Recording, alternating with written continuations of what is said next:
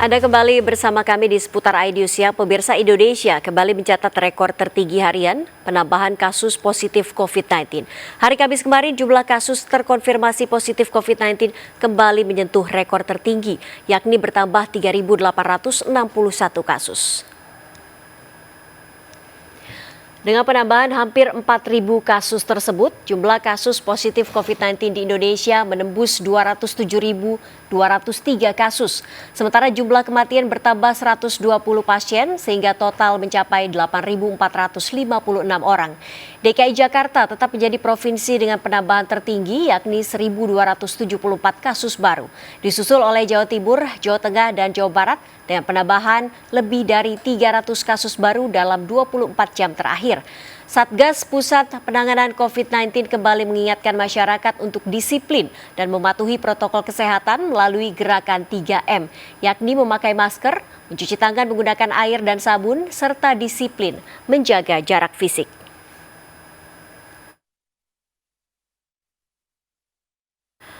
Pemirsa, 6 bulan pandemi COVID-19, kasus baru COVID-19 masih tinggi, bahkan mencetak rekor.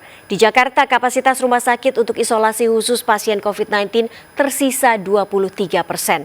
Begitu pula dengan tenaga medis yang terbatas jumlahnya. Benarkah demikian? Kita segera bergabung dengan Dr. Debrina Dewi, salah seorang dokter relawan COVID-19. Selamat siang, Dr. Debrina. Bagaimana kabarnya? Semoga sehat selalu, Dok. Alhamdulillah sehat.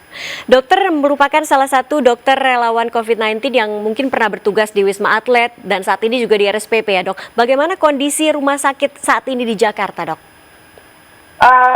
Saya rasa ini saya mewakili semua rumah sakit ya, nggak cuma rumah sakit tertentu aja. Tapi dari cerita dari teman-teman di rumah sakit Jakarta, baik yang di luar Jakarta juga, sudah mulai penuh. Jakarta sih memang sudah penuh.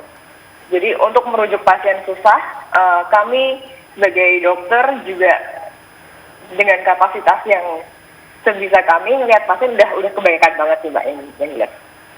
Bagaimana dengan tenaga medis sendiri, Dok, di rumah sakit rujukan yang saat ini di Jakarta? Setahu saya banyak yang makin kesini makin banyak yang resign dan makin banyak yang ikutan sakit juga, sehingga jumlah atau rasio antara tenaga medis sama itu ya makin nggak seimbang aja sekarang. Baik, Dokter, 6 bulan pandemi COVID-19 ini faktanya kasus COVID-19 masih terus tinggi. Dan dokter melihat ini seperti apa sih? Apakah memang kebijakan dari pemerintah yang kurang tegas atau memang masyarakat yang abai protokol kesehatan atau bagaimana, Dok? Sebenarnya kalau kita mau ngomongin tentang apakah ini salah pemerintah, kebijakan pemerintah nggak tegas atau apa, itu kan sebenarnya di masa lalu. Memang ada ketidaktegasan di situ, tapi saya yakin pasti sudah dibuat keputusan itu dengan pertimbangan-pertimbangan tertentu, gitu kan. Tapi dilihat sekarang angkanya memang makin melonjak, itu pun dengan positivity rate yang tinggi, gitu kan. Artinya angka yang positif mungkin lebih tinggi dari ini. Pasti pertimbangan untuk mementingkan nyawa orang, mementingkan kesehatan itu akan menjadi sesuatu yang lebih dipertimbangkan lagi, saya rasa. Makanya ada rem mendadak istilahnya seperti itu kan. Nah, ya sudah, kalau yang sudah terjadi ya sudah. Yang penting sekarang gimana kita bisa menunjukkan kalau kita udah belajar dari yang lalu, gitu, saya rasa Mbak. Jadi mari kita tunjukkan kalau memang yang lalu memang kurang tegas, ya sekarang sudah dipertegas.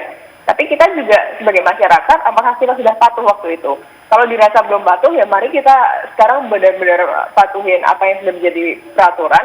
Mari kita sama-sama mengingatkan juga satu sama lain. Kalau ini beneran nih, kita udah kritis banget sekarang gitu.